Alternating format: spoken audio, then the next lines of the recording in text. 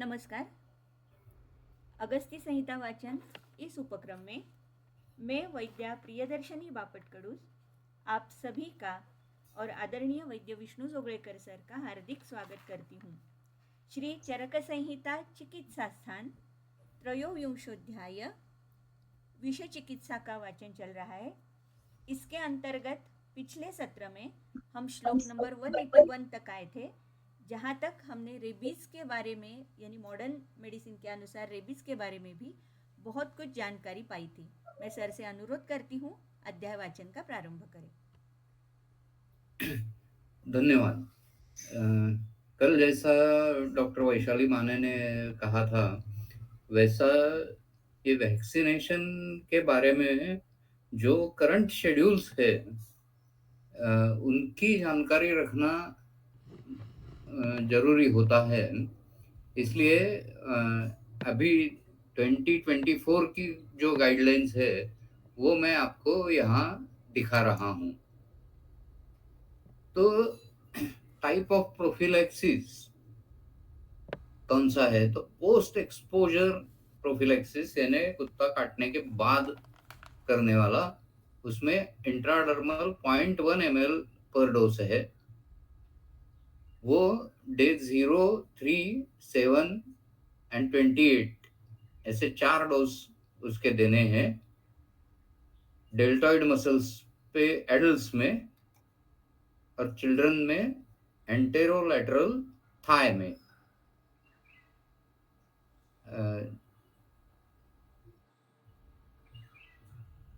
Intramuscular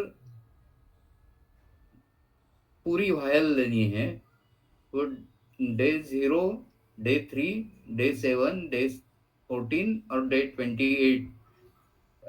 पहले ये day 28 का एक्सेप्शन किया गया था, 4 ही डोज देने के थे, लेकिन अभी ये 5 डोज का शेड्यूल है। प्री एक्सपोजर प्रोफिलैक्सिस जो है वो किनको करना है? तो जिनको हाई रिस्क है, यानी एनिमल हैंडलर्स, जंगलों में घूमने वाले लोग, जिनके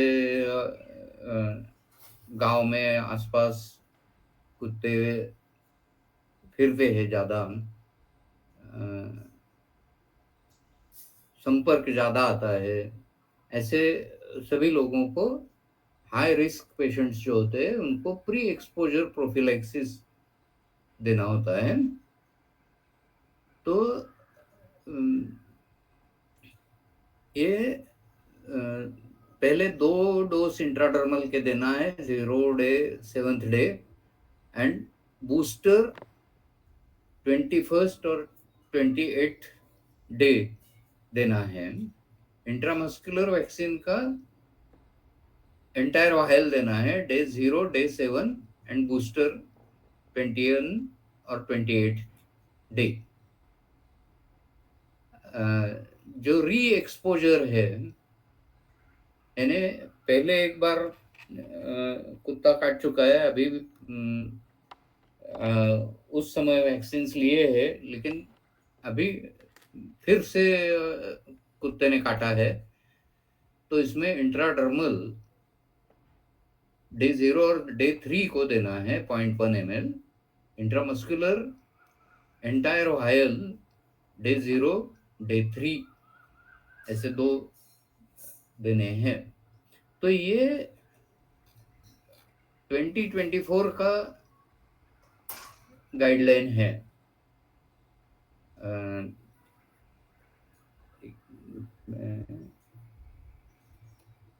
ये ministry of health and family welfare ने ये 2019 में प्रोग्राम किया था, उसका ये 2024 का अपडेट है।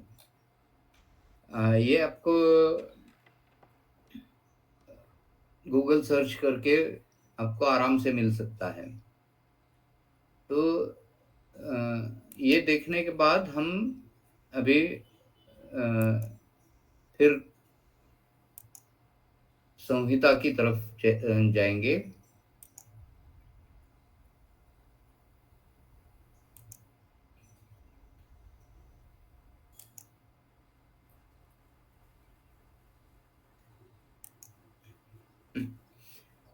तो कल हम आ चुके थे ये उपधान उपक्रम के यहाँ दक्ष काक मयूराणाम मांस असृंग मस्तके क्षते उपधेयम अधोदष्टस्य ऊर्ध्वदष्टस्य पादयोः। तो ये उपधान जो करना है, रखना है, मांस पिंड रखना है, वो दक्ष, काक और मयूर ऐसे तीन प्राणी यहाँ बताए गए हैं।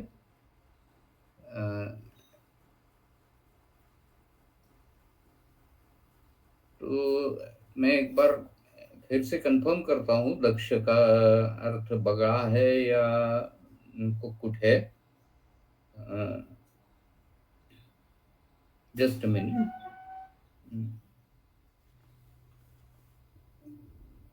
शब्द कल्पद्रुम में देखता हूँ।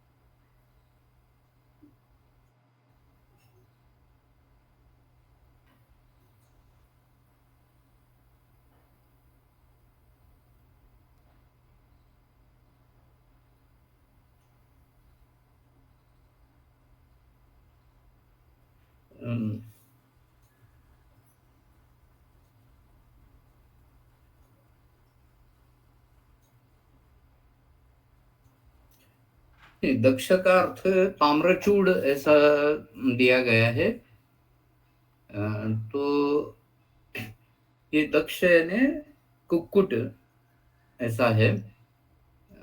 दक्ष, काक, मयूर, तो इनमें से कुक्कुट तो इजीली अवेलेबल रहेगा। ये सब एकेडमिक डिस्कशन यहाँ है। एक्चुअली रेबीज इतना खतरनाक डिसीज है कि उसके बारे में कुछ रिस्क नहीं ले सकते। आज तक दुनिया में रेबीज होने के बाद सिर्फ 5 लोग जिंदा रहे हैं, और वो भी पहले वैक्सीनेट हुए थे। एक्चुअल रेबीज एक बार हो गया तो उसके बाद बहुत कुछ कर नहीं सकते। कितना भी उसके लिए ग्लोबुलिन्स और सीरम वगैरह सब नए नए उपक्रम आए हैं, लेकिन आज तक यानी कम से कम 200-250 सालों से पेशेंट रिकॉर्ड्स रखना ये दुनिया भर में हो रहा है, और ये 2-2.5 सालों में सिर्फ 5 पेशेंट्स बचे हैं। तो ये सब चर्चा जो हम यहाँ श्लोकों की कर रहे हैं, उसमें प्रैक्टिकल यूटिलिटी करके ज़्यादा कुछ नहीं है। अभी ये कुक्कुट का प्रयोग जो है ये सर्पविष में देहातों में किया जाता है। जो दंश स्थान है वहाँ कोंबडा लावणे असं मराठीत त्याला म्हणतात. तो कुक्कुट का जो गुदद्वार होता है वो दंश के ऊपर बिठाया जाता है। तो वो कुक्कुट मर जाता है तो दूसरा कुक्कुट लगाते हैं। ऐसे 2-3 कुक्कुट लगाने के बाद सर्पविष निकल जाता है, ऐसा लोगों का मानना है। और ये उपक्रम दंश स्थान पे काफी देहातों में किया जाता है। लेकिन यहाँ जो उपक्रम दिया है वो उपधान उपक्रम है। यहाँ पहले उपधान उपक्रम के बारे में बताया था कि काकबद छेद ये सर पे करना है। लेकिन यहाँ इस श्लोक में ऊर्ध्वदष्टस्य पादयोः उपधेयम, यानी पैरों के ऊपर मध्य शरीर या हाथ या उसके भी ऊपर अगर दंश है तो पांव के तरफ वो खींचना है, ऐसा यहाँ बताया है। इसका किसी ने प्रयोग किया है ऐसा कुछ रिकॉर्ड नहीं है।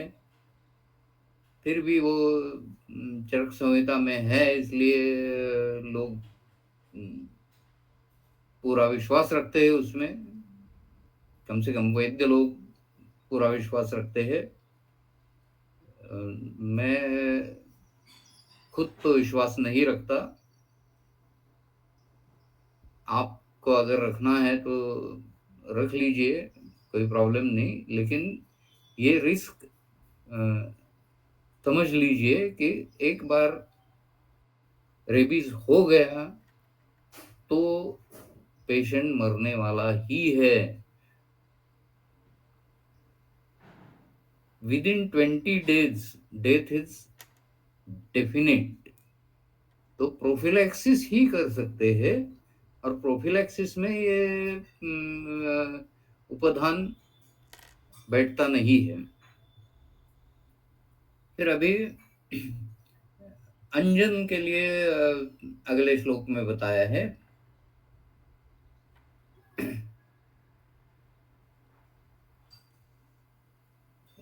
तो पिप्पली मरीच क्षार वचा सैंधव शिग्रुक पिष्टारोहित पित्तेन घ्नन्ति अक्षिगतम अंजनात। अभी अक्षिगत श्वान दंश में ये अंजन लगाना कहा है। इसमें देखिए पूरा इरिटेंट तरह के उष्ण गुण के, तीक्ष्ण गुण के, खर गुण के ऐसे द्रव्यों का यहाँ उल्लेख है। अभी हमें ये समझ लेना चाहिए कि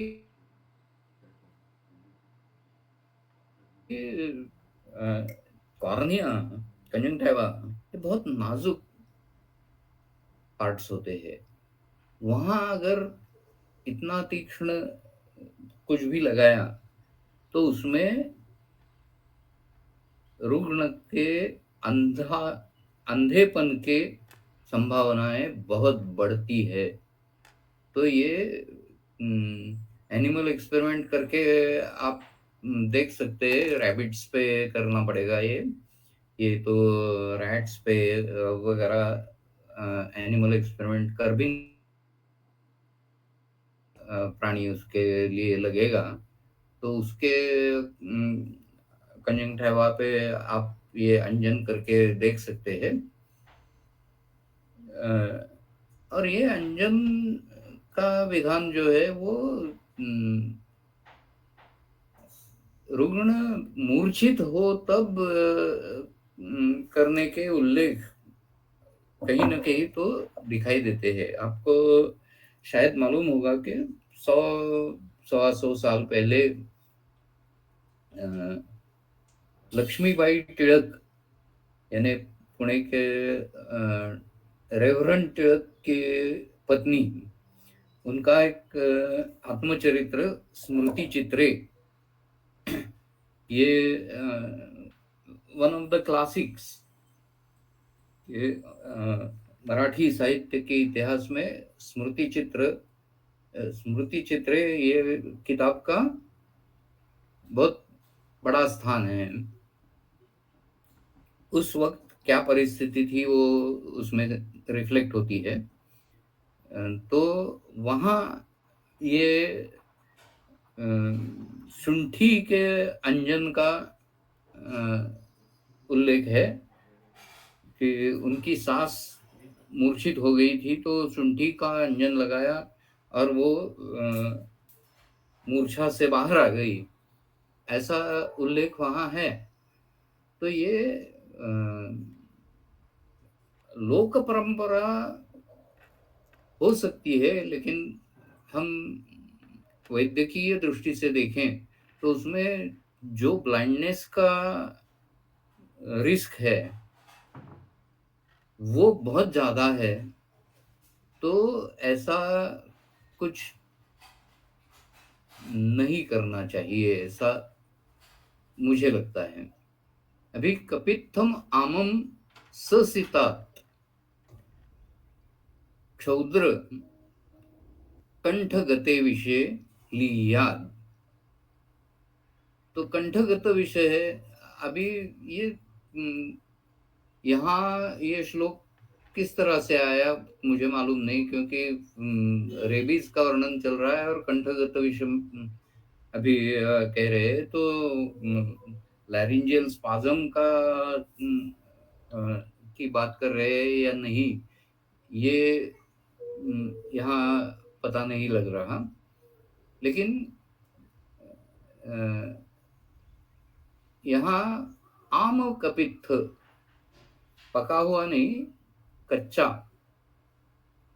कच्चा कपित्थ यानी कवट, उसमें सीता और क्षौद्र यानी शक्कर और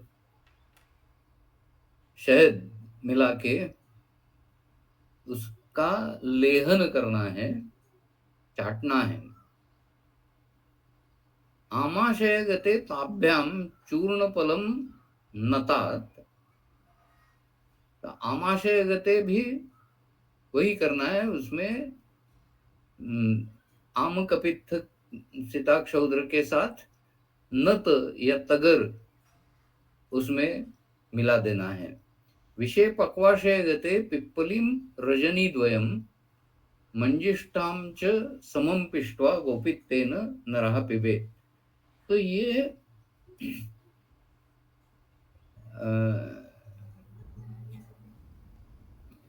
अभी सडनली वो रेबीज से बाहर निकल के जनरल बातें होने लगी है यहाँ, विषय पक्वाशय गते विषय आमाशय गते। तो ये कुछ प्रूफ रीडिंग का मिस्टेक शायद हो सकता है, ऐसा मेरा मानना है। लेकिन यहाँ एक लाइन पहले जो दे चुके हैं कि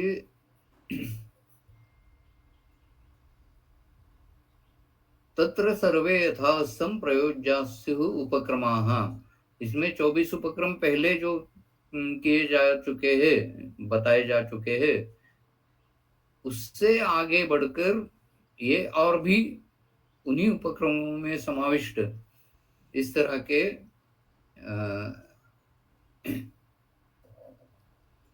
कुछ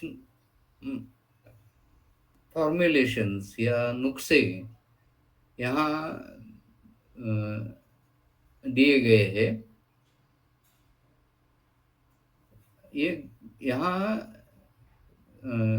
पिप्पली, रजनीद्वय, मंजिष्ठा और गोपित्त, ऐसा योग जो दिया है उसमें ये गोरोचन या गोपित्त जो है उसका उपयोग अभी कोरोना के फर्स्ट वेव में, सेकंड वेव में केरल में कोट्टाकल में किया गया था। जो विषय बिलवादी वटी है वो उसके साथ गोपित्त या गोरोचन एक द्रव्य ऐड कर दिया गया था और ये कोरोना में उपचार के स्वरूप में दिया गया था। तो मेरा कहना ये नहीं है कि यहाँ जो भी कुछ दिया गया है वो बिल्कुल उपयोगी नहीं है, ऐसा मेरा कहना नहीं है। मेरा कहना यही है, इतना ही है कि यहाँ जो उपयोग उसके दिए गए हैं वो प्रैक्टिकल नहीं लगते, लेकिन रीपर्पजिंग उनका हम सिचुएशन के हिसाब से कर सकते हैं। रक्तम मांसम च गोधायाः शुष्कं चूर्णीकृतं हितं विषय रसगते पानम कपित्थ रस संयुतम। तो गोधा, घोरपड, गोधा का मांस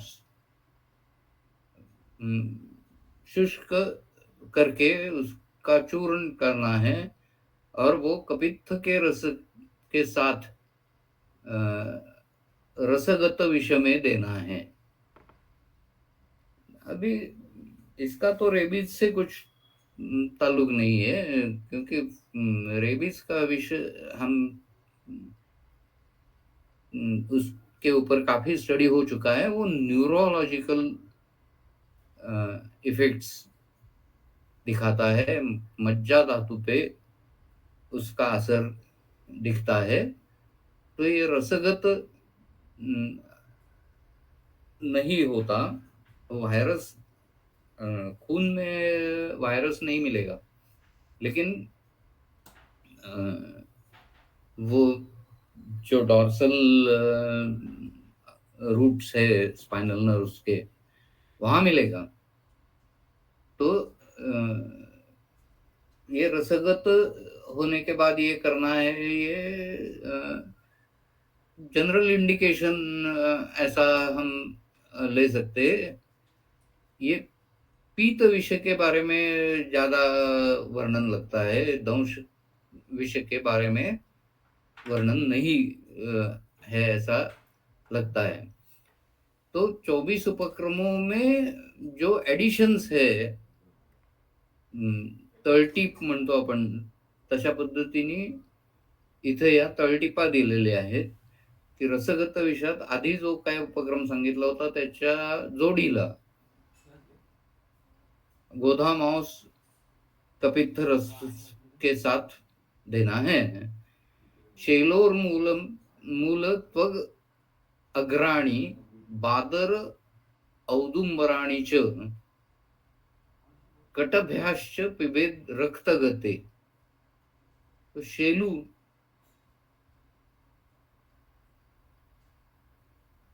उसके मूल और मूल की त्वक, जिसे मराठी में पाळ कहते हैं, कुड्याचं पाळ, तसं मूल त्वक जो है वो पाळमुळं वापरायची आहे आणि विशेषतः अग्राणी म्हणजे टोकं वापरायची आहेत त्याची। ही अग्राणी बादर, औदुंबर आणि शेलू, म्हणजे बोर, उंबर आणि शेलू। तो शेलू ये एक मिनट देख लेता हूं क्योंकि मेरा ये द्रव्य गुण में जो मुख्य नाम है उसके ऊपर ही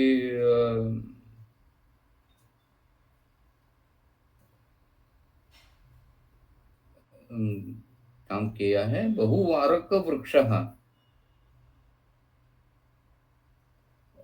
ऐसा इसका वर्णन लिखा है। तो जो द्रव्य गुण वाले लोग हैं वो ज्यादा बता सकते हैं।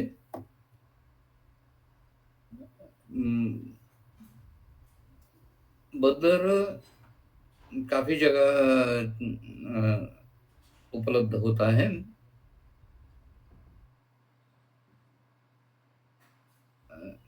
और उम्बर वो भी बहुत जगह मिलता है। तो यहाँ शैलु श्लेष्मातकः ऐसा चक्रपाणि ने कहा है।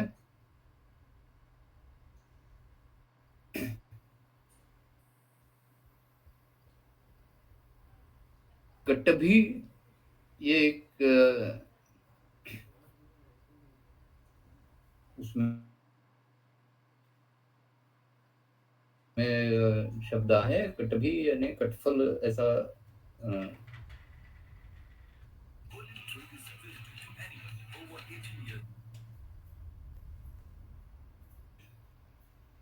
ज्योतिष्मती लता ऐसा शब्द कल्पद्रुम में इसका अर्थ दिया गया है। मालकांगोणी ज्योतिष्मती। तो ये रक्तगत विषय में है। मांसगते सक्षौद्रम खदिरारिष्टम कौटजम मूलम अंबसा। सो खदिरारिष्ट यहाँ खदिरश्च अरिष्टश्च इति खदिरारिष्टः किंवा खदिरकृतो अरिष्टः, ऐसे दो अर्थ चक्रपाणि जी ने ही बताए हैं। यानी खदिर और अरिष्टक यानी खैर काप आणि अरिष्ट किंवा रिठा असं कॉम्बिनेशन वापरायचंय का खदिरारिष्ट वापरायचंय याच्याबद्दल चक्रपाणी सुद्धा साशंक आहेत। खदिरश्च अरिष्टश्च इति खदिरारिष्टः किंवा खदिरकृतो अरिष्टः, ऐसा टीका में बताया गया है। सर्वेषु च बले द्वे तु मधुकं मधुकं नतम्।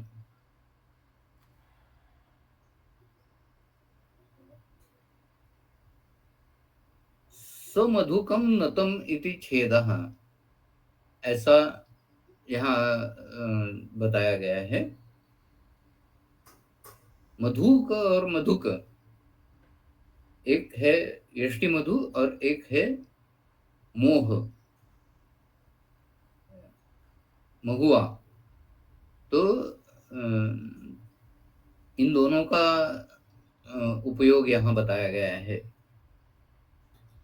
अभी हम अगले श्लोक की तरफ जाते हैं।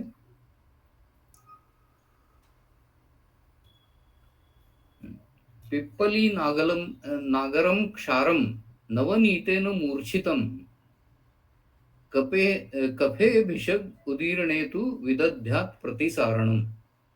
अभी प्रतिसारण के लिए यहाँ नया योग बताया गया है। पिप्पली नागर क्षार इन सबको नवनीतेन मूर्छितम यानी, एक मिनट,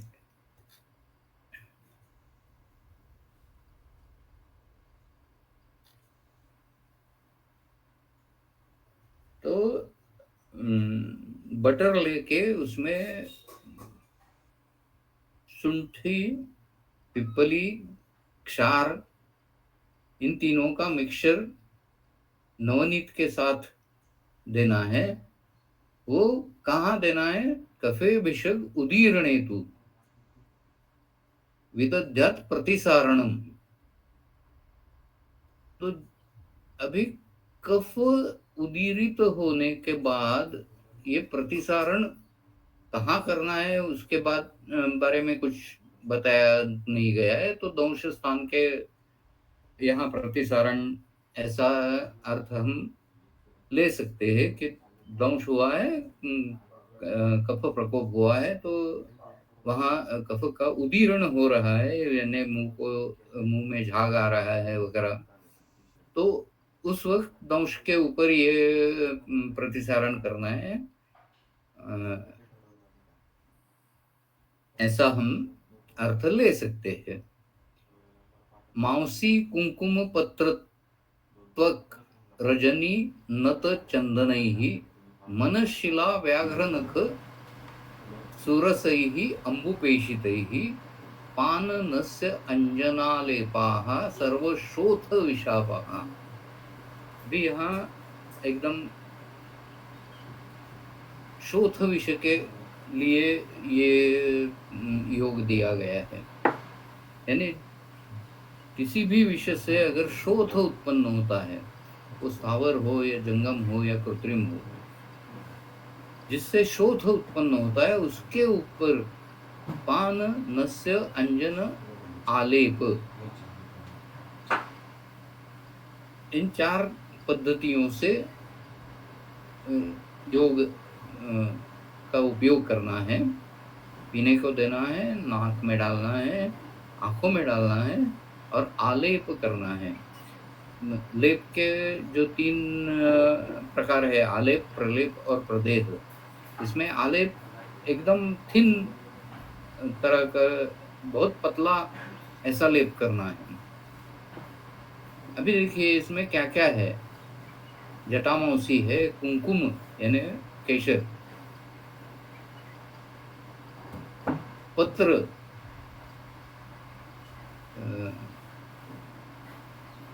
पत्र का अर्थ स्पेसिफिकली यहाँ दिया नहीं है। कुंकुम पत्र ऐसा भी हम अर्थ लगा सकते हैं। पत्र के बारे में फिर से देखता हूँ। सर तमालपत्र असू शकेल का? तेच शब्दकल्पद्रुमात काय आहे ते बघतो. कारण पुढे त्वक पण आलंय ना, म्हणून म्हटलं.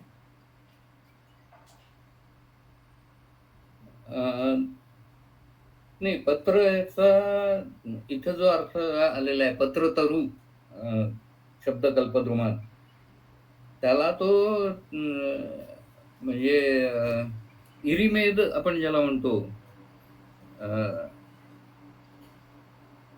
तो आलेला आहे. म्हणजे दुष्खदिराहा असं राजनिघंटू मधलं वर्णन आहे. दुष्खदीर म्हणजे खैराचाच दुसरा प्रकार म्हणजे इरिमेद. इरिमेदादी तैलात आपण जो वापरतो तो अर्थ इथं फिट बसते. त्वक, दालचिनी, हळद आहे, तगर आहे, चंदन आहे. आता याच्यामध्ये मनशिला आहे. आता अंजन करायचे, मनशिला लावायचे, हे जरा न पटण्यासारखं आहे. जो भी कुछ तीक्ष्ण द्रव्य है उसका अंजन आपको कंज्यूमर प्रोटेक्शन एक्ट के अंदर कॉम्पेंसेशन देना पड़ेगा, इस तरह का रिस्क है। तो ये समझ के जो भी कुछ करना है वो करना चाहिए। व्याघ्र नख, यहाँ व्याघ्र नखी ऐसा है या असली वाघ नख ज्याला म्हणतो वो इस्तेमाल करना है वो मालूम नहीं, लेकिन अगले श्लोक के हिसाब से यहाँ व्याघ्र नख यानी बाघ का, शेर का नख इस्तेमाल करना है ऐसा लग रहा है। और उसके साथ तुलसी है। इनमें दो तरह के द्रव्य इकट्ठा किए हैं। चंदन इसमें है, कुमकुम है। चंदन छोड़ के बाकी सब, चंदन और जटामांसी छोड़ के बाकी सब द्रव्य उष्ण तीक्ष्ण इस तरह के है।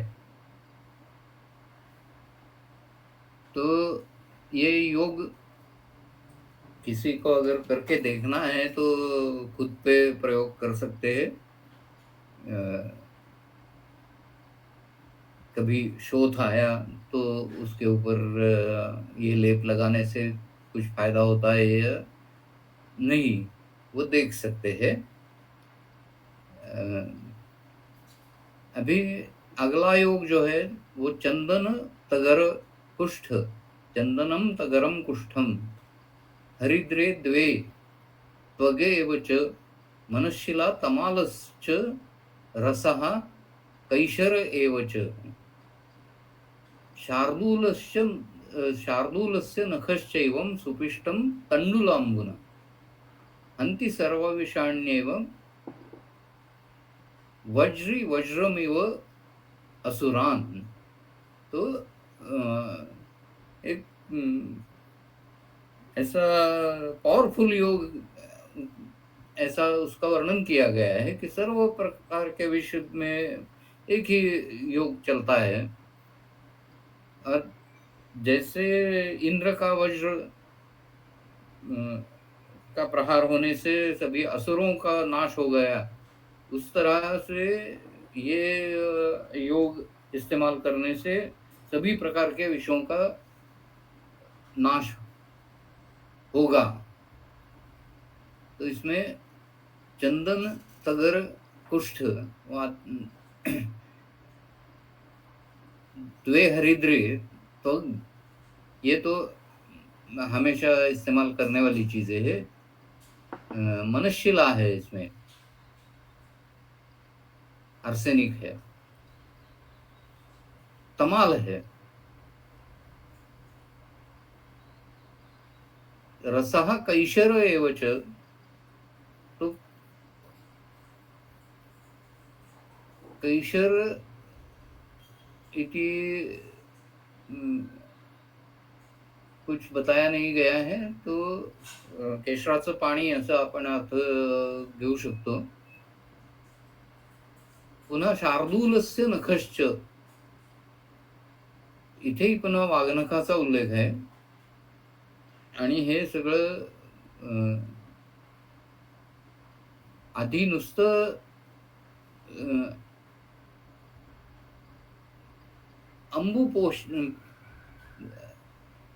अंबुपेशितही असं आधीच्या योगात होतं।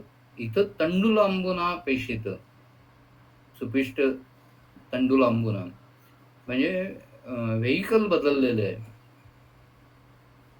तांदूळाचं पाणी हे पुष्कळ ठिकाणी वापरलं जातं आणि शामक अशा स्वरूपाचा परिणाम त्याचा दिसतो। रसे शिरीष पुष्पस्य सप्ताहं मरीचम सितम भावितम सर्पदष्टानां नस्य पानांजने हितम। तो शिरीष पुष्प के रस में सीत मरीच, अभी सीत मरीच के दो अर्थ है। एक अर्थ है शिग्रु बीज, उसे भी सितमरीच कहते हैं, शेवग्याच्या बिया. आणि दूसरा अर्थ जो सफेद मिर्च, काली मिर्च और सफेद मिर्च ऐसा पंसारियों के दुकानों में मिलता है, तो वो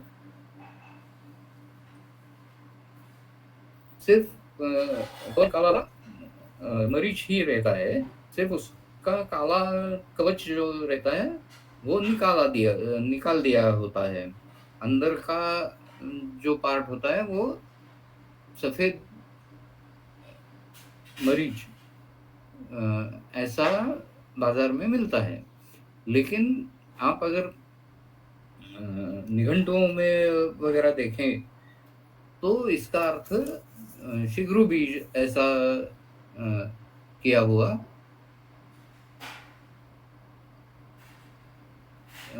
मिलता है. तो ये सर्पदष्टों के लिए नस्यपान और अंजन के लिए हितकर है, ऐसा योग आया है. अभी वो रेबीज वगैरह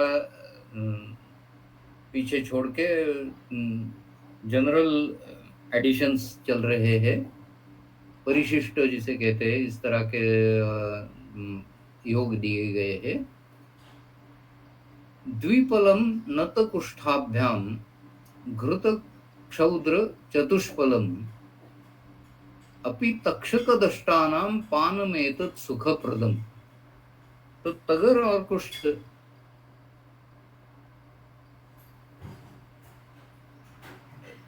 दो दो पल, घृत और क्षौद्र चार चार पल, यानी घृत क्षौद्र का मिश्रण 4 पद, ऐसा देना है. तो इसमें यह सवाल आता है कि घृत और क्षौद्र, घी और शहद एक साथ नहीं लेना है, ऐसा विरुद्धान्न में कहा गया है.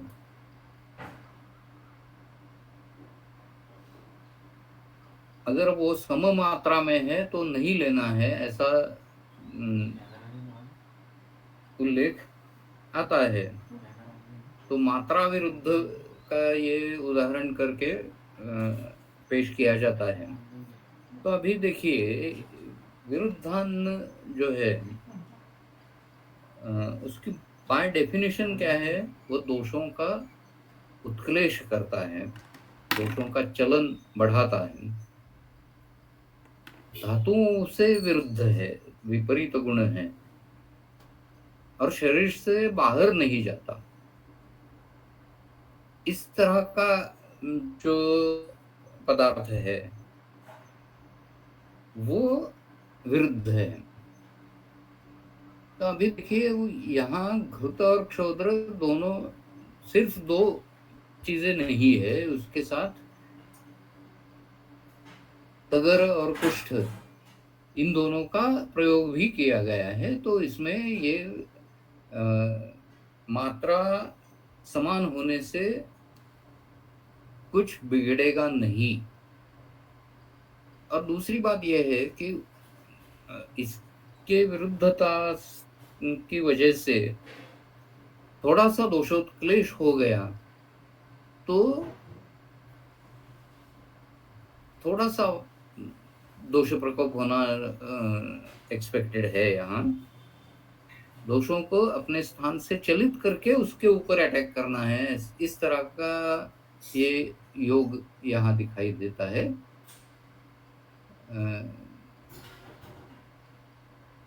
इसका अपि तक्षक दष्टानाम पानम एतत् सुखप्रदम, इतना इजी अगर होता तो भारत में सबसे ज्यादा सर्पदंश के मृत्यु नहीं होते. भारत और इंडोनेशिया दोनों देशों में हर साल विषैले सर्पदंश का प्रमाण सेम है। जितने भारत में सर्पदंश होते हैं उतने ही इंडोनेशिया में भी होते हैं। विषैले सर्पों का की बात कर रहा हूँ। तो दोनों देशों में सर्पदंश का प्रमाण वही है, लेकिन बचने का प्रमाण भारत में कम है। इंडोनेशिया में बहुत ज्यादा लोग बचते हैं। सर्पदंश, विषैले सर्पदंश के बाद ट्रीटमेंट लेके वो ठीक हो जाते हैं। ऐसा इंडोनेशिया में दिखता है। यानी फैटेलिटी अगर देखी जाए तो भारत में बहुत ज्यादा है, 100 गुना ज्यादा है। यानी भारत में 1000 लोग मर गए तो इंडोनेशिया में 10 लोग ही मरेंगे। इतना फर्क ये फैटेलिटी के बारे में है। दंश कितने लोगों को होता है तो वो समान है। तो ये चीजें यहाँ जो दी गई है उसमें के बहुत कम चीजें एक्चुअल सर्पदंश में उपयुक्त रहती है। तो ये एकेडमिक डिस्कशन के लिए ये सब श्लोक हम पढ़ सकते हैं। इसमें जो द्रव्य प्रयुक्त किए गए हैं वो उनमें एक कहीं तो विषग्न प्रभाव उसका होगा ऐसा भी समझ सकते हैं, और दूसरी जगह उनका इस्तेमाल कर सकते हैं। सिंधुवारस्य मूलम च श्वेता च गिरिकर्णिकम पानम दर्वीकरैर्दष्टै नस्यम समधु पाकलम।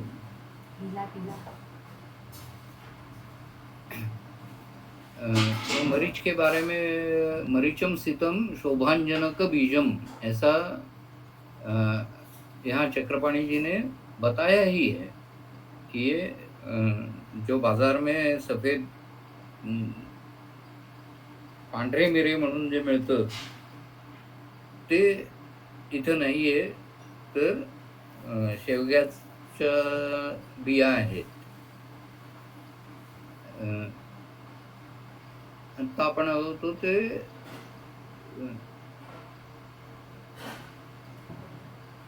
दर्वीकर सर्पांच्या बाबतीत आपण बघत होतो। सिंधुवार श्वेताच गिरिकर्णिका यानी श्वेता अपराजिता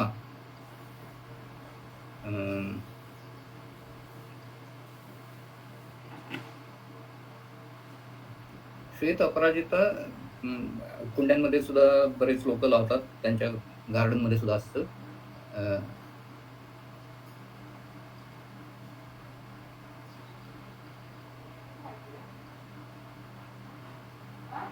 पाकलम इति कुष्ठम,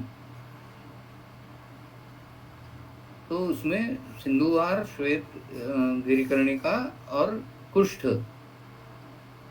इनका योग है। वो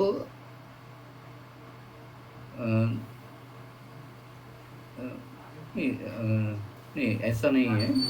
सिंधुवारस्य मूलम च श्वेताच गिरिकर्णिका पानम दर्वीकरैर्दष्टे नस्यम समधु पाकलम, ये अलग योग है। कुष्ठ और शहद ऐसा मिला के नस्य करना है दर्वीकर सर्प में। मंजिष्ठा मधुयष्टि च जीवक ऋषभकौ सिता काश्मर्यम वटशृंगानि पानम मंडलिनाम विषय। अभी दर्वीकर विष के बारे में वो श्वेत गिरिकर्णिका वगैरह हो चुका। अभी ये मंडली विष के बारे में मंजिष्ठा, मधुयष्टि, जीवक, ऋषभक जो आजकल मिलते नहीं है, जीवक ऋषभक उसके पर्याय द्रव्य ही मिलते हैं। मंजिष्ठा मिलती है, मधुष्टि मिलती है। मंजिष्ठा भी अफगानिस्तान या पाकिस्तान से आयात करनी होती है। जीवक ऋषभ तो मिलते नहीं है, सीता मिलती है। काश्मर्य, वटशृंग, इनका पान मंडली विष के लिए कहा गया है। व्योषम स अतिविषम कुष्ठम गृहधूमो हरेणुका तगरम कटुका क्षौद्रम हंति राजीमताम विषम। राजीमान सर्प के बारे में क्या है? तो व्योष, त्रिकटु, अतिविषा। अतिविषा ये वत्सनाथ की फैमिली का पौधा है, लेकिन अतिविषा विषैला पदार्थ नहीं है। विषम अतिशेते इति अतिविषा, ऐसा उसकी व्युत्पत्ति दी गई है। यह अतिविषा छोटे बालकों को भी हम दे सकते हैं। बाल चातुर्भद्र योग नामक योग मेरे गुरुजी वैद्य योगो जोशी काफी इस्तेमाल करते थे। तो उसमें अतिविषा का प्रयोग किया जाता था। गृहधूम आजकल मिलना मुश्किल है, लेकिन उसमें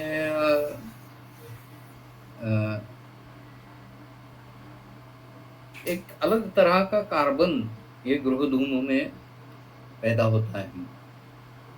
ये बकमिंस्टर फुलेरिन नाम का कार्बन का स्वरूप है। कार्बन के ग्राफाइट, हीरा या कोयला, ये तो हमें मालूम रहते हैं कार्बन के प्रकार, लेकिन 30-40 वर्ष तो पहले ये बकमिंस्टर फुलेरिन नाम के कार्बन के मॉलिक्यूल्स, यानी कार्बन एटम्स का एक प्रकार की रचना जो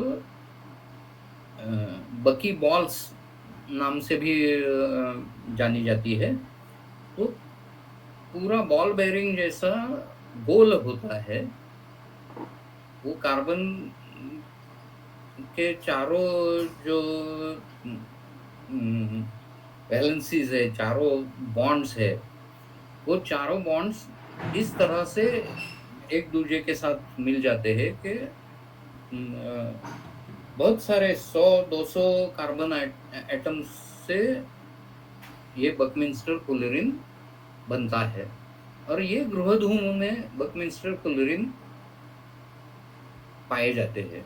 तो इसका वैशिष्ट्य क्या है? फ्रिक्शन लेस, बिल्कुल उससे फ्रिक्शन नहीं होगा, इस तरह का बॉल बेरिंग ये बकमिंस्टर फुलेरिन है। और वो मॉलिक्यूलर लेवल पे है, इतना वो स्मूथ चीज होती है, वो गृहधूम में पैदा होती है।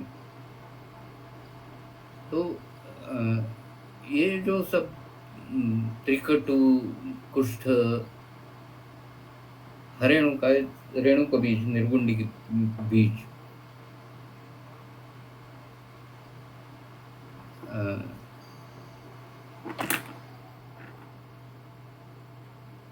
यहाँ चक्रपाणी जी का वचन जो है उसके वहां मैं बाद में आता हूँ।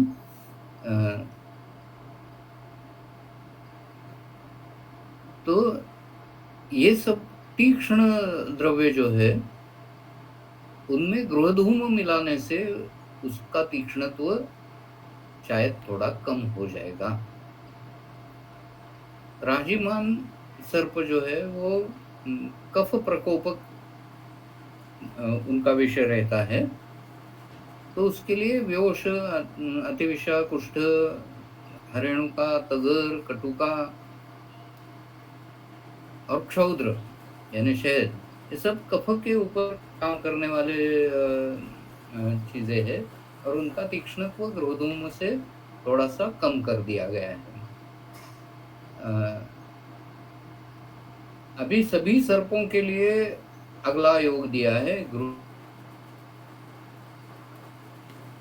ग्रोधूमं हरिद्रे द्वे समूलम तंडुलीयकम अपि वासुकिना दष्टः पिबेत मधुघृताप्लुतम। तो ग्रोधूम के साथ हरिद्रा और दारू हरिद्रा, तंडुलीय का मूल,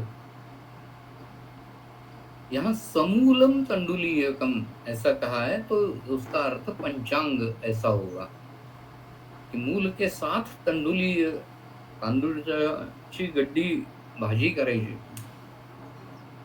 त्या भाजीच्या तांदूळाचा उपयोग मुळासकट करायचा आहे। अपि वासुकिना दष्टा पिबेत मधुघृताप्लुतम,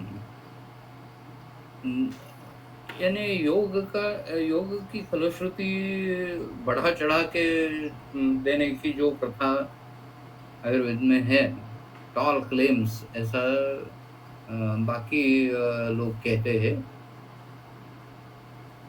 हम लोग वो गौरव की बात करके समझ लेते हैं। तो इतना सिंपल योग अगर इफेक्टिव अगर होता, तो जो एपिडेमियोलॉजी के आंकड़े हैं वो तो नहीं दिखते, ऐसा मुझे लगता है।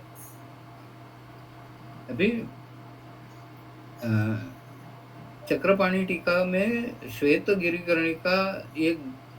गिरिकर्णिका विशेषणम श्वेता अपराजिता गृह्यते केचित गिरिकर्णिकाम स्यंदनाम आहु, यानी स्यंदना नाम की दूसरी वनस्पति यहाँ चक्रपाणी जी ने बताई है। उसका क्या है वो मैं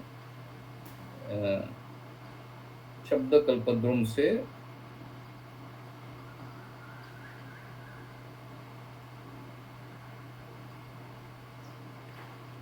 चंदन द्रुम तिनिश वृक्ष ऐसा शब्द कल्पद्रुम में आया है। तो श्वेत गिरिकर्णिका के स्थान में आप तिनिश वृक्ष का भी इस्तेमाल कर सकते हैं। ये सब एकेडमिक डिस्कशन यहाँ है, प्रैक्टिकल में कुछ उपयोग होगा नहीं होगा ये तो हम नहीं बता सकते अभी। तो अभी अगले श्लोकों के तरफ आते हैं। आज हम 200 का आंकड़ा पार करेंगे और रुकेंगे।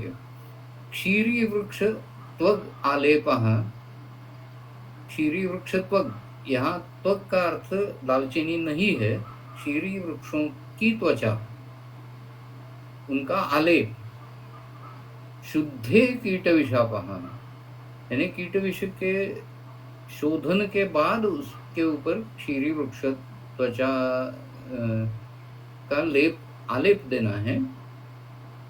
मुक्तालेपो वरशोथ दाह तोद ज्वरापः, मोती चूर का लेप देना है। शोथ, दाह, तोद और ज्वर इनके लिए भी।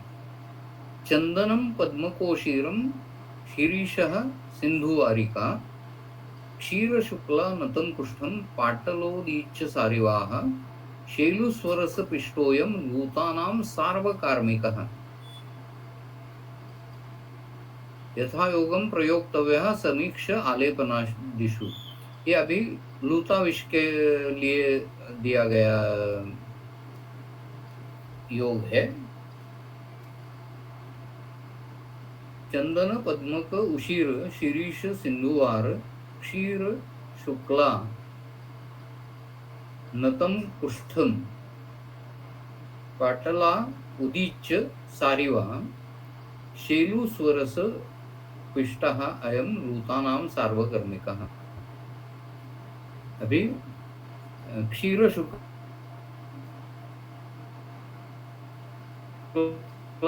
का अर्थ दिया गया है विदारी, तो पाटला उदीच्य सारिवा इसमें क्षीर शुक्ला का अर्थ विदारी कंद है।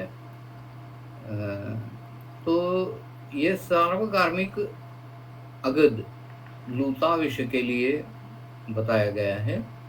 मेरे ख्याल से अब यहीं रुकना उचित होगा।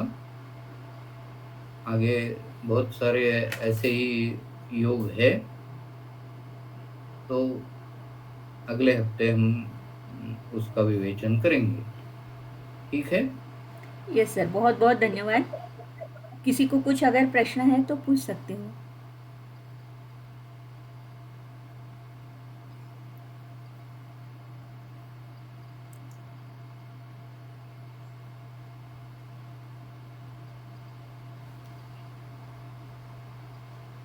शिल्पा जाधव मैडम का क्वेश्चन यहाँ पर दिख रहा है sir. Why there is difference of dosage between intradermal and intramuscular prick? हाँ, तो इंट्राडर्मल जो है उसका असर बिल्कुल अलग तरीके से होता है। वो उसका पाथवे अलग है। इंट्राडर्मल जो रूट है वो एलर्जी टेस्टिंग के लिए वगैरह इस्तेमाल किया जाता है ज़्यादातर। अगर किसी पदार्थ की एलर्जी है तो वो इंट्राडर्मल में तुरंत पकड़ी जाती है। तो इंट्राडर्मल डोज हम किसी भी इंजेक्शन का अगर टेस्टिंग करना है हमें, तो हम पहले इंट्राडर्मल स्मॉल डोज उसका देते हैं सेंसिटिविटी टेस्ट करने के लिए। ये सीरा वगैरह जो देते हैं ना, सीरम, उसके लिए जहाँ जहाँ एनाफिलैक्सिस की संभावना है वहाँ वहाँ ये इंट्राडर्मल टेस्टिंग किया जाता है। अभी इंट्राडर्मल इंजेक्शन का असर अलग तरीके से होने वाला है, और इंट्रामस्कुलर में क्या है कि जो दवा है वो मसल में पॉकेट बना के वहाँ रखी दी जाती है और दीर्घकाल उसका असर रहता है। तो basic difference is immediate effect and long term effect. तो इंट्राडर्मल से तुरंत एक्शन होगी और इंट्रामस्कुलर से 4-5 घंटे 6 घंटे तक स्लोली वो डिसॉल्व होता जाएगा, एब्सॉर्ब होता जाएगा और धीरे धीरे उसका एक्शन चलता रहेगा। तो ड्यूरेशन ऑफ एक्शन इंट्रामस्कुलर में ज़्यादा है। इंट्राडर्मल में इम्यून सिस्टम को ट्रिगर करने का काम, तुरंत ट्रिगर करने का काम इंट्राडर्मल से होता है। इंट्रामस्कुलर में एंटीबॉडीज तैयार होना वगैरह सब 5-6 घंटों में काम होता है, आराम से काम होता है। तो ये फर्क इसमें है। और थैंक यू कोई सर। प्रश्न? नहीं है सर, प्रश्न नहीं है यहाँ पर। तो मेरे ख्याल से आज हम यहीं रुक सकते हैं। धन्यवाद। तो आज यहीं पर रुकेंगे और फिर मिलेंगे नेक्स्ट मंडे को। बहुत बहुत धन्यवाद। Thank you.